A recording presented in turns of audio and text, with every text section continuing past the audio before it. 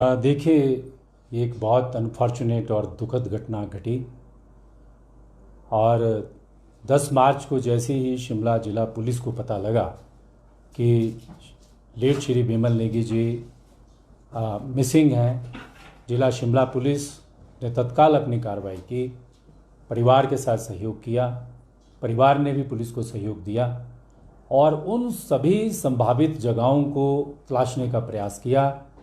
जहां पर लेट श्री बिमल नेगी जी के जाने की संभावना थी। इसी दिशा में हमें पता चला कि बिमल नेगी जी आखिरी बार घुमारवीं बस स्टैंड पर देखे गए और उसके बाद उनका कोई पता नहीं चला। हमारे भरसक प्रयास करने के बाद 15 मार्च को हिमाचल प्रदेश पुलिस महानिदेशक ने एक स्पेशल इन्वेस्टिगेशन टीम का गठन किया। उस स्पेशल इन्वेस्टिगेशन टीम में उन्होंने अपनी जो सिलेक्शन ऑफ ऑफिसर थी वो स्वयं की और एडीजीपी सीआईडी को उस एसआईटी का मुखिया बनाया और उसके बाद जो दायित्व था तलाश करने का और उसके उपरांत जो भी कार्रवाई होनी थी वो उस एसआईटी 1 जो तलाश करने वाली एसआईटी थी उसके द्वारा की जानी थी। और 18 तारीख मार्च महीने में जब उनका शव बिलासपुर की गोविंद सागर झील में मिला तो जिला बिलासपुर की पुलिस एसआईटी का ये दायित्व था कि वो उचित कार्रवाई करती और जो शव विच्छेदन जिसे हम पोस्टमार्टम कहते हैं, इंक्वेस्ट रिपोर्ट करते हैं, वो उन मानदंडों पर की जानी चाहिए थी जिन मानदंडों के अनुरूप इस तरह के जो गंभीर विषय होते हैं उस पर वो सही तरीके से खरी उतरे। इस एसआईटी ने क्या किया क्या नहीं किया उसकी इन्वेस्टिगेशन भी हमने की है, क्योंकि वो इन्वेस्टिगेशन फाइल का विषय है। उन सब चीज़ों को तो अभी मैं ज़्यादा प्रकट नहीं करूँगा, लेकिन हमने एक सत्यता, प्रक्रिया, कानून और उसके दृष्टिगत इन्वेस्टिगेशन की है जिससे श्री बिमल नेगी जो लेट बिमल नेगी जी उनकी जो जिस प्रकार की रहस्यमय परिस्थितियों में मृत्यु हुई उस सब की सच्चाई सबके सामने आए। हमारी हमेशा उस परिवार के प्रति गहरी संवेदनाएं रही हैं और जब एचपीपीसीएल के बाहर उन्होंने अपना धरना प्रदर्शन रोष प्रकट किया था तो उस समय भी मैंने उनके परिवार को आश्वस्त किया था कि मैंने अपने 26 साल की जो मेरी पुलिस की प्रोफेशनल इंटीग्रिटी और ऑनेस्टी है उसके हिसाब अनुरूप मैं उस केस को इन्वेस्टिगेट करवाऊंगा और करवाऊंगा। और उसी दिशा में हमने एक इंटीग्रेटेड इन्वेस्टिगेशन के लिए एक बहुत लंबी चौड़ी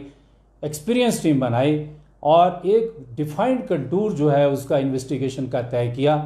उस इन्वेस्टिगेशन टीम ने जितने भी मानदंड इन्वेस्टिगेशन के हैं, जितने भी साक्ष्य चाहिए वो सारे के साक्ष्य जो है पिछले 40-45 दिनों में एकत्र किए हैं, वो हमारी फाइल में मौजूद हैं। वही हमने अपनी स्टेटस रिपोर्ट जो इंडिपेंडेंट स्टेटस रिपोर्ट है समग्र रूप से माननीय अदालत के सामने रखी थी और माननीय अदालत की विजडम में जो फैसला है उसके ऊपर तो कोई टिप्पणी नहीं की जा सकती है, लेकिन मैं पूरे दायित्व के साथ ये कहता हूँ कि हमने ईमानदारी के साथ सच्चाई की पता लगाने का प्रयास किया है और हम इस बात को स्वयं जानते हैं कि हमने कितनी ऑनेस्टी से और कितनी मेहनत से इस दिशा में जो कदम उठाए जाने चाहिए थे वो सिंगल हैंडेडली उठाए हैं और भरसक प्रयास किए हैं और इस प्रकार के साक्ष्य एकत्र किए हैं जिससे कहा जा सकता है कि बिमल नेगी जी की मृत्यु में जो पॉजिटिव फैक्टर हैं, जो क्राइम है और जिस प्रकार की मनोस्थिति उनके अंदर पैदा की गई और जिस प्रकार का व्यवहार उनके साथ किया गया वो सारा के सारा इस प्रकार का था कि वो एक साधारण जिसको कहते हैं कि सिंपल कंडीशन में इम्प्रॉपर अनकॉल्ड बिहेवियर था और कोई भी व्यक्ति जो है इस प्रकार की परिस्थिति में प्रोपेल हो सकता है इस प्रकार का कदम उठाने के लिए। लेकिन यही इन्वेस्टिगेशन का एक कंटूर नहीं है। इन्वेस्टिगेशन के और भी बहुत सारे पहलू हैं जिसमें कि क्राइम के और फैक्टर्स जो परिवार ने प्रकट किए थे कि उनकी हत्या भी हो सकती है, उनको पानी में फेंका भी जा सकता है, उनके साथ इस और भी कई प्रकार के अपराध हो सकते हैं। तो लेट श्री बिमल नेगी जी के परिप्रेक्ष्य में हमारी टीम उन सभी चीज़ों पर भी इन्वेस्टिगेशन कर रही थी और माननीय अदालत के आने के बाद कल हमने उस इन्वेस्टिगेशन कार्य को अभी रोका है और आगे की जो रणनीति है उस दिशा में हम अभी अपना जो है वो सोच विचार कर रहे हैं, क्योंकि किसी भी इन्वेस्टिगेटिंग ऑफिसर के लिए, एक प्रोफेशनल पुलिस ऑफिसर के लिए ये बहुत बड़ा प्रोफेशनल चैनल भी होता है और साथ साथ में एक दायित्व भी होता है जिसमें हमको सिद्ध करना होता है कि उस प्रोफेशनल चैलेंज को हमने एक्सेप्ट किया और अपनी in the line of duty अच्छी प्रकार से निभाया। सर, उसी जो आप ये दलील दे रहे हैं उन्हीं सारी दलीलों को तो अदालत ने खारिज किया है और बहुत सारे सवाल इस पर उठाए गए कि जो उन्होंने बिंदुवार कहा आपकी जांच को लेकर और जो डीजीपी की तरफ से जो एफिडेविट दिया गया था, जो उनकी तरफ से इंडिपेंडेंट स्टेटस रिपोर्ट दी गई थी, उसको आधार बनाया और फ्रिक्शन जैसा वर्ड भी ये बताया था कि आपके बीच में है। तो ये कहीं ना कहीं डिसअपॉइंटिंग है आपके लिए या फिर आप किस तरह से इसको एक्सप्लेन करें? देखिए, जो ऑनरेबल कोर्ट का ऑर्डर है उस कोर्ट में जो लीगल एस्पेक्ट्स हैं, एनालिसिस हैं, उसके संदर्भ में अभी जो हम आगे करने जा रहे हैं, क्योंकि हमारी इन्वेस्टिगेशन इंटीग्रेटेड ऑनेस्ट इन्वेस्टिगेशन है।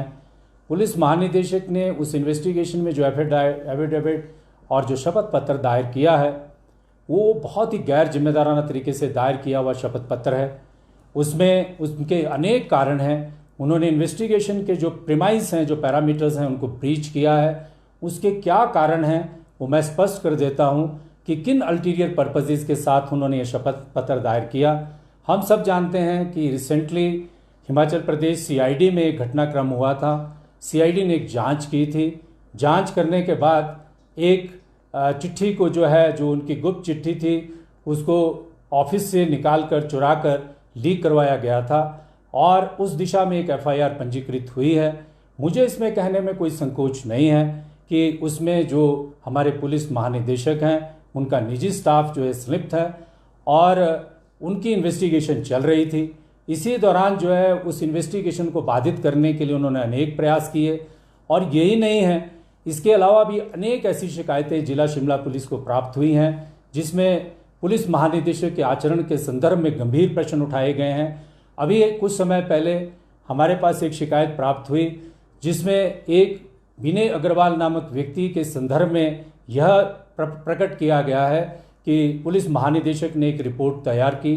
और वो रिपोर्ट जो है पुलिस महानिदेशक में जब वो सीआईडी में महानिदेशक के पद पर थे और जूनियर ऑफिसर्स के ऊपर दबाव डालकर जो है वो रपट बनाई, वो रिपोर्ट बनाई, कोर्ट्स को मिसलीड किया। उस बात की जांच भी शिमला पुलिस कर रही है। वो हमारे थाना में जो है वो रिपोर्ट जो है पंजीकृत है और उस संदर्भ में भी मैंने एडवोकेट जनरल के कार्यालय में और एसीएस होम के कार्यालय में पहले ही चिट्ठी के द्वारा सूचित किया था। ऐसे अनेक और विषय हैं उनके निजी स्टाफ के बारे में। मुझे इस बात को कहने में कोई संकोच नहीं है कि उनके जो निजी स्टाफ के लोग हैं, आपको पता है शिमला जिला में ड्रग पेडलिंग एक्टिविटीज़ के खिलाफ कितना बड़ा ऑपरेशन जो है शिमला जिले में पिछले 2.5 साल में पुलिस अधीक्षक का पद कार्यभार संभालने के बाद हमने चलाया है। उसमें ये प्रकट हुआ है कि एक संजय भूरिया नामक गैंग में जो है उनके निजी स्टाफ का एक व्यक्ति संलिप्त पाया गया है। उसको लेकर भी हमने माननीय सेशन अदालत में फर्दर इन्वेस्टिगेशन के लिए पिछले 2 महीनों से प्रयास कर रहे हैं कि हम फर्दर इन्वेस्टिगेशन करना चाहते हैं। जब पुलिस महानिदेशक का कार्यालय इस प्रकार के व्यक्तियों के साथ संचालित हो रहा हो तो एक पुलिस अधीक्षक का धर्म और कर्म में बनता है कि न्याय और प्रक्रिया को ध्यान में रखते हुए ऐसे कार्यालय की क्रेडिबिलिटी के बारे में जनता को भी सचेत करे और इस तरह की इंपॉर्टेंट इन्वेस्टिगेशन को भी इस तरह के व्यक्ति से बचाए। सर, इसमें जो कोर्ट का ऑब्जर्वेशन है एंड आम भाषा में अगर समझें, पब्लिक जो ओपिनियन है that has become like Vimal Negi's case has become police versus police. आपने संगीन आरोप लगाए हैं डीजीपी पर। At the same time DGP ने एफिडेविट दिया है, he is the chief of the police. क्या उन्होंने आप पर उस वक्त कार्रवाई क्यों नहीं की? क्या जो आपने आरोप लगाए हैं क्या उसमें डीजीपी कार्यालय कोऑपरेट नहीं कर रहा है? बिल्कुल, जो मैंने आरोप लगाए हैं, जब हम जो सीआईडी ने इन्वेस्टिगेशन पंजीकृत की है उस इन्वेस्टिगेशन में डीजीपी कार्यालय ने मेरी चिट्ठी पत्र लिखने के बाद कि आप इस इन्वेस्टिगेशन में बाधा नहीं पहुंचा सकते हैं इसकी स्वतंत्रता में, उसके बावजूद भी डीजीपी ने उस इन्वेस्टिगेशन को सीआईडी में अपनी चॉइस के ऑफिसर से करवाने का प्रयास किया। और ऐसे अनेक हमारे पास उदाहरण हैं जहां पे जो हमारे पुलिस महानिदेशक हैं उन्होंने इस प्रकार की उनके विरुद्ध शिकायतें हैं कि उन्होंने कोर्ट्स को मिसलीड किया है टाइम टू टाइम, और इस प्रकार के शपथ पत्र जो भ्रामक शपथ पत्र हैं वो डाले हैं। मुझे इसमें कहने में कोई भी संकोच नहीं है, क्योंकि मेरे इंडिपेंडेंस और मेरा जो किरदार है एक ऑनेस्ट व्यक्ति का, एक ऑनेस्ट अधिकारी का है। और आपको याद होगा कि निशांत शर्मा जो एक मध्यम वर्गीय व्यापारी है, उस समय भी एक ऐसी चुनौती मेरे सामने प्रकट हुई थी, और वो भी उस समय जो संजय कुंडू हैं जो उस समय के पुलिस महानिदेशक थे, उनके विरुद्ध भी मैंने जो है वो एक एफिडेविट हाई कोर्ट में दायर किया था, बगैर पक्षपात के, बगैर भय के। और ऑनरेबल कोर्ट ने जो फैक्ट्स मैंने हाई कोर्ट के समक्ष रखे थे, ऑनरेबल कोर्ट के समक्ष रखे थे, उन फैक्ट्स को अप्रिशिएट किया था। लेकिन बहुत सारी चीज़ें इसके बीच में ऐसी भी हुई हैं जो मैं आपके साथ समय समय पर आगे आने वाले समय में प्रकट करूंगा कि किस प्रकार से पुलिस हेडक्वार्टर के माध्यम से क्या क्या किया गया, किस प्रकार की षड्यंत्र और किस प्रकार से हमें इम्प्लीकेट करने के प्रयास किए गए, और कौन कौन सी ऐसी इन्वेस्टिगेशंस हम कर रहे हैं जिनको दुष्प्रभावित करने की जो है, जिसको हम कह सकते हैं कि हमारे हेडक्वार्टर और पॉलिटिको नेक्सस के द्वारा दुष्प्रभावित करने के प्रयास किए गए। मुझे इस बात में कहने में कोई संकोच नहीं है, क्योंकि 25 वर्ष 26 वर्ष का जो मैंने ऑनेस्ट पुलिस करियर जो है वो अपना जो एक तपस्या की तरह लगाया है। और आज अगर कोई मेरी इस ईमानदारी को और इस प्रोफेशनल इंटीग्रिटी को अपमान करने का कोशिश करता है तो मैं पुलिस का पद छोड़ना पसंद करूंगा, लेकिन मैं इस अपमान को नहीं सह सकता हूं। और इसीलिए जो है अभी हमने, मेरी जो स्पेशल इन्वेस्टिगेशन टीम है वो हमने निर्णय किया है कि हम इस पूरे प्रकरण को फिर से दोबारा अदालत में लेके जाएंगे। हमें इन्वेस्टिगेशन में इंटरेस्ट नहीं है, लेकिन हमारे द्वारा जो इन्वेस्टिगेशन की है वो एक प्रिविलेज डॉक्यूमेंट है, हम उसको प्रोटेक्ट कराना चाहते हैं। और वो इन्वेस्टिगेशन जो है, लेट श्री विमल नेगी जो है उनको न्याय मिलना चाहिए, वो किसी राजनीति का शिकार नहीं होना चाहिए, वो किसी के स्वार्थों की शिकार नहीं होनी चाहिए, किसी को एक्सटेंशन चाहिए, किसी को कोई पद चाहिए, संजीव गांधी को कुछ नहीं चाहिए। वो विमल नेगी जी को जो है न्याय दिलाना चाहते हैं और उसी दिशा में एक सच्ची पक्की इन्वेस्टिगेशन कर रहे हैं। और यही चीज़ जो है हम दोबारा से अपील में, अभी हम दोबारा कोर्ट में जा रहे हैं, ऑनरेबल हाई कोर्ट में हम अपील दायर करेंगे और सारी सच्चाई कोर्ट के समक्ष रखेंगे कि जो अल्टीरियरली मोटिवेटेड जो एफिडेविट पुलिस महानिदेशक ने तैयार किया है उसमें और भी अनेक कारण हम उसमें प्रकट करेंगे। और कोर्ट को, ऑनरेबल कोर्ट को हम बताएंगे कि जो इन्वेस्टिगेशन का जो प्रीमाइस है और जो इन्वेस्टिगेटर की इंडिपेंडेंस है वो इस प्रकार से खंडित नहीं की जा सकती है और सच्चाई को इस तरह से तहस नहीं किया जा सकता है। एक व्यक्ति की इस तरह से जान गई है और उसके ऊपर जो है इस प्रकार से जो है स्वार्थ सिद्धि नहीं की जा सकती है। हमारी इन्वेस्टिगेशन जो है ट्रुथफुल है और हम श्री विमल नेगी जी को न्याय दिलाने के लिए कमिटेड हैं और उस न्याय को दिलाकर रहेंगे, चाहे इसके लिए किसी भी प्रकार का त्याग करना पड़े। सर, आपने बहुत बड़े आरोप लगाए हैं अपने सुपीरियर ऑफिसर को लेकर, यही बात अदालत में भी कही थी। आपके पास क्या फैक्ट्स हैं ऐसे? क्या कहीं ऐसा तो नहीं है अभी जो भावनाएं आपके खिलाफ हैं लोगों की और खुद को बचाने के लिए आप ये कह रहे हैं या सफाई में ये चीजें कह रहे हैं? आपकी इंटीग्रिटी पर भी सवाल थे, कहीं ऐसा तो? देखिए, जब मैं माननीय अदालत में जब ऑनलाइन प्रोसीडिंग्स देख रहा था और जिस प्रकार से ऑनरेबल कोर्ट में जो चीज़ ट्रांसपायर हो रही थी, अगर मैं एक सच्चा पक्का और साहस से भरा व्यक्ति ना होता, असत्य पर चलने वाला व्यक्ति होता, तो मैं स्वयं कोर्ट के समक्ष पेश नहीं होता। मैंने ऑनरेबल कोर्ट में अपना पक्ष और अपने तथ्य प्रकट करने की कोशिश की, लेकिन मुझे I am thankful, I am grateful, I am obliged कि मुझे ऑनरेबल कोर्ट ने टू सम एक्सटेंट इस बात को प्रकट करने की कोशिश को जो है मौका अवसर दिया। लेकिन जितने भी मैंने तथ्य सामने रखे हैं वो सारे के सारे तथ्य जो है वो एविडेंस बेस्ड हैं। वो सारे के सारे तथ्य जो हैं वो ड्यूली कॉरोबोरेट होते हैं। एफआईआर हुई है, ये बिल्कुल सच है। पुलिस महानिदेशक का स्टाफ इन्वॉल्व है, ये बिल्कुल सच है। पुलिस महानिदेशक ने एक अपने जूनियर कर्मचारी पर जो है दबाव डालकर एक विनय अग्रवाल के केस में जो है झूठी रिपोर्ट इस प्रकार की उसमें प्रकट होते हैं तथ्य उनकी उस रपट को पढ़ने के बाद। और ऐसी शिकायत हमारे पास सदर थाना में डीडी एंट्री के जरिए जो है उसमें लिखी गई है, ये भी सत्य है। और भी बहुत सारी बातें हैं और मैं एक आपके साथ बहुत ही इंटरेस्टिंग फैक्ट शेयर करना चाहता हूं और जो सभी को स्तब्ध और आश्चर्य में डाल सकता है कि जब 2023 में शिमला के मिडल बाजार में एक हिमाचल रसोई नामक रेस्टोरेंट में गैस ब्लास्ट हुआ था, उसके बाद सेंट्रल एजेंसीज को बुलाया गया, एनएसजी को बुलाया गया और एनएसजी पुलिस मुख्यालय में ठहरती है और उस समय के डीजीपी जो है एनएसजी को क्यों बुलाते हैं पहले तो हमें समझ में नहीं आया, लेकिन कुछ समय के बाद एनएसजी की एक रिपोर्ट आती है कि ये रसोई धमाका जो है ये एक टेररिस्ट इंसिडेंट है, इसमें तो आरडीएक्स मिला है। और इसी दौरान जो है मुझे पता चलता है कि पुलिस महानिदेशक मेरे बारे में एक चिट्ठी लिखते हैं चीफ सेक्रेटरी हिमाचल प्रदेश सरकार को कि ये जो टेररिस्ट एक्ट हुआ है इसमें जो है शिमला जिला के पुलिस के एसपी और पुलिस की जो है वो नेग्लिजेंस है, उन्होंने एविडेंस को डिस्ट्रॉय किया है। और वो शपथ पत्र दायर करते हैं अपने बचाव में honourable supreme court of India में, और ये सारे तथ्य जो हैं वो अपने डिफेंस में यूज़ करते हैं। लेकिन आज उस इन्वेस्टिगेशन की रिपोर्ट सामने आ गई है और कितना ज़्यादा आश्चर्य होता है कि एनएसजी जैसी सेंट्रल एजेंसीज को हमारे पुलिस के बड़े बड़े ऑफिसर किस काम के लिए यूज़ कर रहे हैं। और ये पाया गया कि उसमें कोई आरडीएक्स नहीं था, उसमें कोई विस्फोटक नहीं था, वो कोई टेररिस्ट इंसिडेंट नहीं थी। जो शिमला पुलिस शुरू से कह रही थी कि ये सिंपल गैस लीक ब्लास्ट है, अपने मीडिया से भी शेयर किया था, वही तथ्य जो है सिद्ध हो रहा है। ये कोई व्यक्तिगत लड़ाई नहीं है। मैं आपसे शेयर करना चाहता हूँ कि ये जो पूरा के पूरा प्रकरण जो है ये शुरू हुआ जब 2021-22 में पुलिस भर्ती हो रही थी। उस पुलिस भर्ती के दौरान जब मैं भी उस कमेटी का मेंबर था, उस कमेटी की जो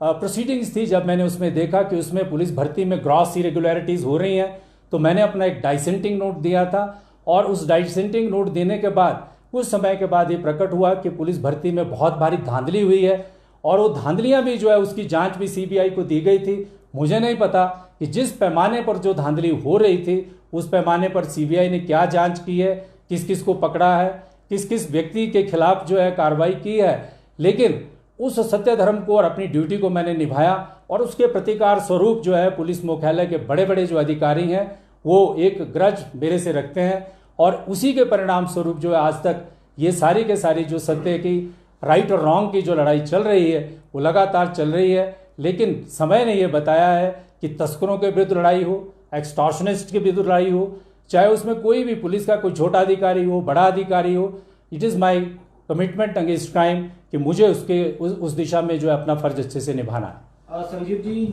ये बात आप मीडिया के सामने ये कह रहे हैं, जबकि आपकी पहली जो जिम्मेदारी है एज एन ऑफिसर वो आप जो है अपने सीनियर ऑफिसर को सूचित करते हैं या सरकार को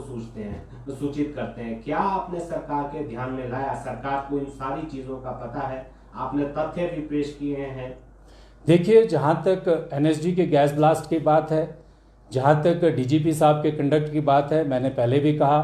मैंने सब चिट्ठियाँ जो हैं वो सरकार को समय समय पर लिखी हैं। It is a matter of record. मैंने सरकार के ध्यान में बात लाई थी कि किस प्रकार से जो एनएसजी को बुलाकर पुलिस मुख्यालय में एक एविडेंस, फैब्रिकेटेड एविडेंस तैयार की गई हम लोगों को इम्प्लीकेट करने के लिए। एक सोची समझी रणनीति के तहत, एक साजिश के तहत ये सारा के सारा प्रकरण हुआ। ये जो अधिकारी हैं जिनको हमने सूचित किया था, ये उनका दायित्व बनता है कि ये फैक्ट पता करें कि आरडीएक्स किसने इंट्रोड्यूस किया, इस बात की जांच हो। और इस बात, ये बड़ी गंभीर बात है कि हमारे देश में इस प्रकार से जो है बड़े बड़े अधिकारी मिलकर इस प्रकार की व्यूह रचना भी अपने फेलो ऑफिसर्स के अगेंस्ट रच सकते हैं। ये तो मैंने पहले भी कई बार कहा है, इसके बारे में पत्र भी लिखा है, लेकिन 2 साल हो गए हैं, 1.5 साल हो गया है, इस संदर्भ में कोई अभी फ्रूटफुल इन्वेस्टिगेशन जो है कि किसने ये एविडेंस फैब्रिकेट की, क्यों एविडेंस फैब्रिकेट हुई, क्यों एनएसजी को बुलाया गया, क्यों उसमें आरडीएक्स मिलाया गया, ये सारे के सारे जो है बहुत बड़ी जांच के विषय हैं। और मैं आज बड़े साहस के साथ इनको प्रकट कर रहा हूँ। ये साहस मेरे भीतर इसीलिए है क्योंकि मैंने अपना जीवन जो है एक ऑनेस्ट और एक इंटीग्रिटी लाइफ के साथ जिया है। आपने ये कहा कि आप सच्चाई के लिए लड़ेंगे, आप नौकरी तक छोड़ने के लिए तैयार हैं, ये आपने कहा है। क्या इस पर आप अडिग हैं और क्या आपको लगता है कि अदालत पर आपको भरोसा है कि अदालत बात सुनेगी? देखिए, अदालत के सामने तो हम जाएंगे, अदालत पर क्यों भरोसा नहीं है। सत्य और न्याय की जब भी परीक्षा हमारी सोसाइटी में हुई है तो उसमें अंतिम निर्णय अदालतों के माध्यम से ही सभी को मिला है। एज ए इन्वेस्टिगेटर और एज ए इन्वेस्टिगेशन टीम हम अदालत के समक्ष बिल्कुल जाएंगे। जैसे मैंने कहा कि हमारी इन्वेस्टिगेशन टीम ने हमने फैसला किया है और सीबीआई को भी इस बारे में हम सूचना दे रहे हैं कि हम एलपीए के माध्यम से ऑनरेबल कोर्ट के सामने जा रहे हैं। साथ साथ में हम बहुत सारी ऐसी चीज़ें भी प्रकट कर रहे हैं जिसमें हम अपना पक्ष रखेंगे। और ये जो स्पेशल इन्वेस्टिगेशन टीम है हमारी, ये स्पेशल इन्वेस्टिगेशन टीम ऐसे और कई मामलों में इन्वेस्टिगेट कर रही है जिसमें कि इन्वेस्टिगेटिंग टीम को जो है प्रोटेक्शन की आवश्यकता है, क्योंकि पीछे कुछ समय पहले 2024 में एक विधायकों की राज्यसभा के इलेक्शन के दौरान खरीद फरोख्त का मामला जो है बालूगंज थाना में पंजीकृत हुआ था, और जब हमने उसकी जांच की तो ये पाया गया कि एक पर्टिकुलर पॉलिटिकल पार्टी के लोगों ने आपराधिक षड्यंत्र के तहत एक रचना रची थी। और उस केस की इन्वेस्टिगेशन के दौरान जो जांच आगे बढ़ रही है कि किस प्रकार से हेलीकॉप्टर्स का एब्यूज़ हुआ, किस प्रकार से फार्मा कंपनीज दवा बनाने वाली कंपनियों से फंडिंग की गई, ऐसे अनेक तथ्य सामने आए हैं। और उसमें जो संलिप्त हैं, एक्यूज्ड हैं, जो अभियुक्त हैं, जो उस इन्वेस्टिगेशन की जद में हैं, वो समय समय पर हम लोगों को चेतावनी देते रहते हैं, ब्रो बीटिंग करते रहते हैं कि हम आप लोगों को देख लेंगे, हम आप लोगों को फंसाएंगे। और आज वो जो लोग हैं वो सारी बातें और सारे तथ्य हम ऑनरेबल कोर्ट के सामने समक्ष में रखेंगे कि हम लोगों ने जो इन्वेस्टिगेशन सिर्फ इसी केस में नहीं की है, और भी अनेक महत्वपूर्ण केसेस हैं जिनमें करप्शन के बड़े बड़े जो मामले हैं सामने प्रकट किए हैं। उस तरह के मामलों में भी जो है जो पॉलिटिकल पार्टीज़ में जो लोग बैठे हुए हैं, जो कैपेबल हैं और बड़ी पोजीशन में बैठे हुए हैं, वो किस प्रकार से अपना जो पद का दुरुपयोग है वो इन्वेस्टिगेशन टीम को, जैसा कि अभी आपने देखा कि जो गैर वाजिब था पुलिस महानिदेशक का आचरण, किस तरह से जो किसी भी अधिकारी को जो है वो हमारी इन्वेस्टिगेशन टीम के अगेंस्ट जो है अब्यूज़ कर सकते हैं। मैं आपके साथ शेयर करना चाहता हूं कि जब मैं माननीय अदालत ने मुझे अनुमति दी, I am grateful for that, अपने समक्ष जो है अपने जो इन्वेस्टिगेशन स्टेटस रिपोर्ट को लेकर के जो तथ्य प्रकट करने की, तो उस समय एक पूरा उसमें लाइव स्ट्रीमिंग हो रही थी। उस लाइव स्ट्रीमिंग को जो है हिमाचल प्रदेश हाई कोर्ट के नियमों के विपरीत जो ऑनरेबल विधायक माननीय सुधीर शर्मा हैं, उन्होंने अपने स्वार्थ के लिए, क्योंकि जो एमएलए की खरीद फरोख्त जो मैटर है उसमें उनको इन्वेस्टिगेट किया जा रहा है, उसमें जो है वो प्रमुख मास्टरमाइंड जो है अभी तक डिटेक्ट हुए हैं, उन्होंने दुर्भावना से, मेरे प्रति दुर्भावना से और मेरी प्रोफेशनल इंटेग्रिटी को क्वेश्चन करने के लिए और जनता को ये दर्शाने के लिए कि मेरा किस प्रकार से माननीय अदालत में जो है वो उन्होंने ऐसा दर्शाया और बहुत नेगेटिव तरीके से पिक्चर को पोर्ट्रे किया, वो सारा का सारा नहीं किया जा सकता था रूल्स के हिसाब से। और उस संबंध में मैंने कल एक पिटीशन दायर की है और माननीय अदालत से ये भी उसमें प्रेयर की है कि कंटेम्प्ट ऑफ प्रोसीडिंग्स के साथ साथ कॉपीराइट और इंफॉर्मेशन एक्ट में उनके खिलाफ कार्रवाई की जाए। सर, जब इतनी बातें खुल गई हैं तो जरा एक बात ये भी बता दें कि रामकृष्ण मिशन वाला जो मामला था उसको लेकर भी जो आप ने पहले भी कहा था, अब उसको लेकर भी कहा जा रहा है कि सीबीआई जांच होनी चाहिए। हमारी तो जानकारी है कि कुछ बड़े दबाव उसमें आए थे, पूर्व में सरकार के दौरान भी कुछ बातें सामने आई थी और इस बार भी, उसमें क्या सच्चाई है? देखिए, जो रामकृष्ण मिशन का जो प्रसंग है, जो उस क्रिमिनल इंसिडेंट हुई थी, उस पर भी ये सत्य है कि मुझ पर जो है दबाव डाला गया था कि वहाँ के जो स्वामी हैं तन्महिमानंद, उनसे पूछताछ ना की जाए। इस बात के साक्षी जो हैं हमारे ज़िला के डिप्टी कमिश्नर भी हैं कि मुझे हिमाचल प्रदेश के चीफ सेक्रेटरी साहब ने अपने कार्यालय में बुलाया और बुलाने के बाद कहा कि इस विषय पर जो है आप आगे इन्वेस्टिगेशन इस प्रकार से ना करें। उस इन्वेस्टिगेशन में जो है बहुत भारी दबाव जो है मुझ पर जो है डाला गया, लेकिन क्योंकि जैसा कि मैंने कहा कि I have served as a professional integration में मैंने काम किया है आज तक और ऑनेस्टी के साथ काम किया है, हम उस दबाव में नहीं आए। और उस दबाव में नहीं आने का वजह है कि we want to end the justice, and the purpose and the service of the justice toward the service of the justice. मुझे ये कहा गया कि कोई कॉन्स्टिट्यूशनल ऑफिस के ऊपर जो व्यक्ति बैठे हैं, समय आने पर मैं ये भी प्रकट करूंगा कि किस प्रकार का दबाव था। और उसके बावजूद भी जो है मैंने सत्य और निष्ठा के साथ ऑनरेबल हाई कोर्ट में जो है अपना एफिडेविट दायर किया था और उस समय भी मुझे कहा गया था कि भाई आपने जो है इस केस के में जो है आपको इसमें पर्सनली टारगेट किया जा सकता है, लेकिन जहां सच्चाई की और न्याय की और इन्वेस्टिगेशन की बात है उसमें किसी भी कीमत पर कंप्रोमाइज़ नहीं किया जा सकता है। और उस समय के जो डिप्टी कमिश्नर हैं उन्होंने जो अपना रोल निभाया था, मैंने उस पर भी जो है सस्पिशन और क्वेश्चन जो है रेज किए हैं कि जो उन्होंने अपना ऑर्डर किया था वो ऑर्डर कहाँ टाइप हुआ, किसने उनको टाइप करके दिया था और क्यों उन्होंने सिलेक्टिव तरीके से एक ऑर्डर पास किया। इस सारे के सारे विषय के ऊपर भी मैंने जो है अपना जो है ये विवेकपूर्ण जो स्टेटस रिपोर्ट है ऑनरेबल हाई कोर्ट में प्रस्तुत किया है। और इस प्रकार से जो इस तरह के जो विषय हैं, जब भी समय में जो टेस्ट ऑफ टाइम है उसमें हमने अपनी निष्ठा को प्रकट किया है।